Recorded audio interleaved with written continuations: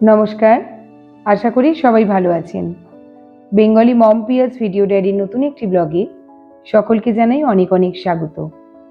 আজ 2 মে 2024। Good morning.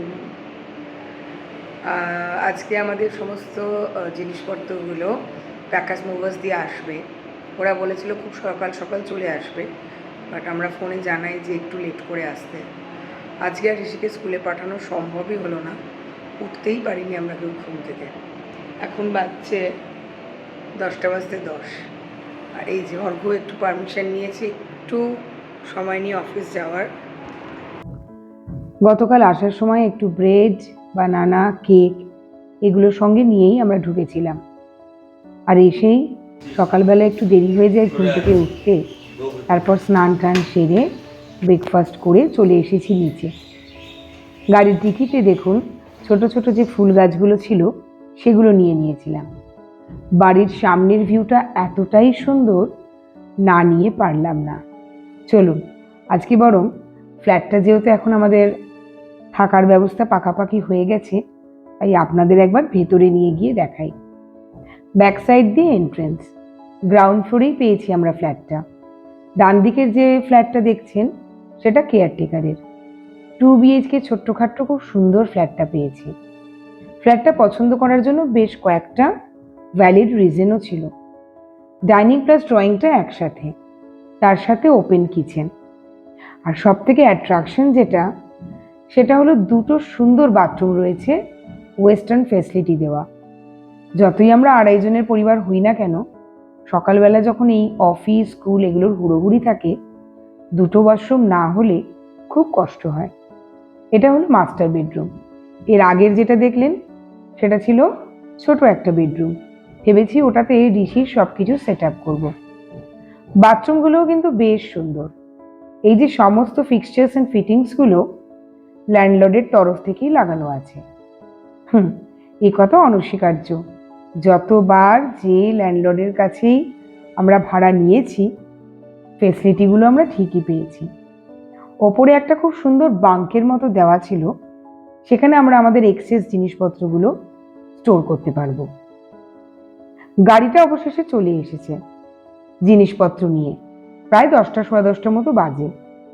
অর্ঘ্য বলল যখন গাড়িটা আসছেই ও কিছুটা হাতে হাতে হেল্প করে দিয়েই গাড়ি থেকে যেই বুলেটটা নামিয়ে দিল, ও নিজের বাইক নিয়েই অফিসে বেরিয়ে গেল। আর এই যে কিছু ঠিকঠাক আসুক আর না আসুক, গাছগুলো যেন ঠিক করে আসে সেই দিকে আমার নজর যেন সব থেকে বেশি। ছোটাওয়ালা ঘর में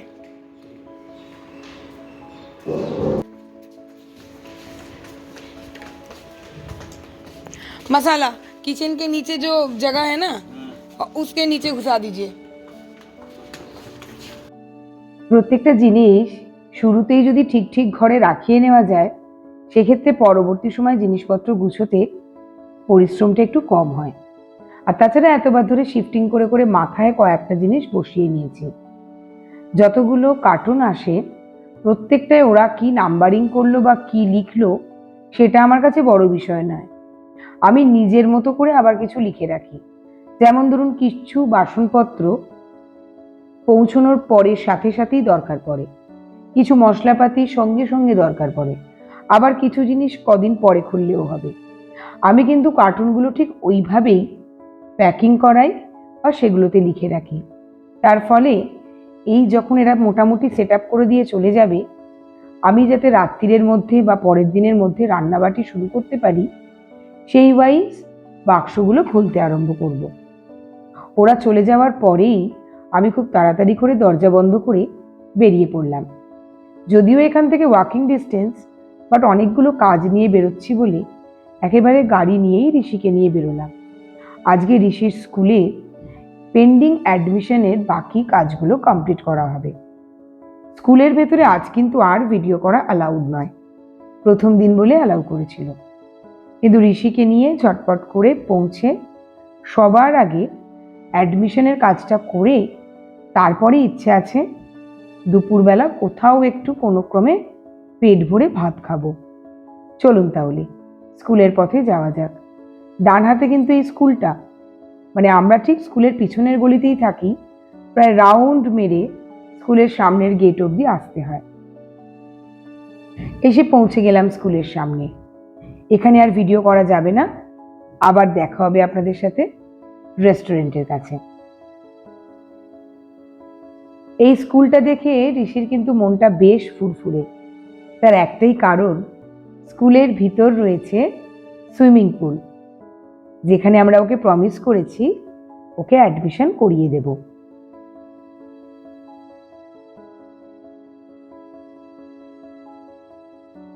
স্কুলে প্রায় 1/2 ঘন্টা 40 মিনিটের কাজ ছিল। সেখান থেকে বেরিয়েই গাড়িটা নিয়ে চলে এলাম একটা রেস্টুরেন্টের সামনে। পিওর ভেজ একটা রেস্টুরেন্ট। এসে এতটাই খিদে পেয়েছিল আর বেশি অপেক্ষা করতে পারিনি। খুব তাড়াতাড়ি আমরা অর্ডার দিয়ে দিয়েছিলাম একটা স্পেশাল ভেজ থালির।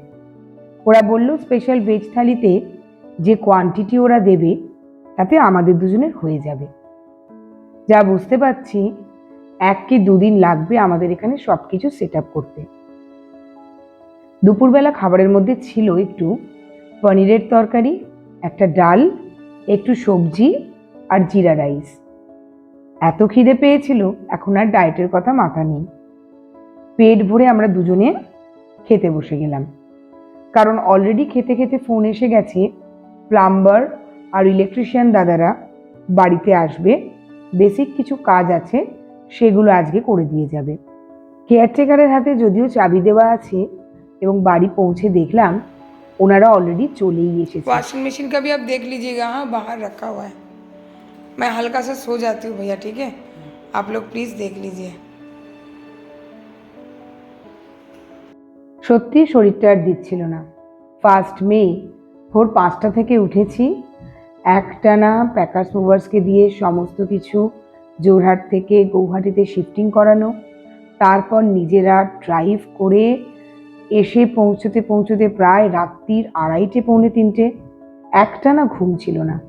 তারপর সকাল থেকে আজ আবার সমস্ত কিছু আনলোডিং হলো, তাই মনে হচ্ছে কতক্ষণে গিয়ে একটু ঘুমোবো। তাহলে ব্লগটা আজকে এখানেই শেষ করছি। দেখা হচ্ছে আমার পরবর্তী ব্লগে খুব শীঘ্র। সকলে ভালো থাকবেন। টাটা।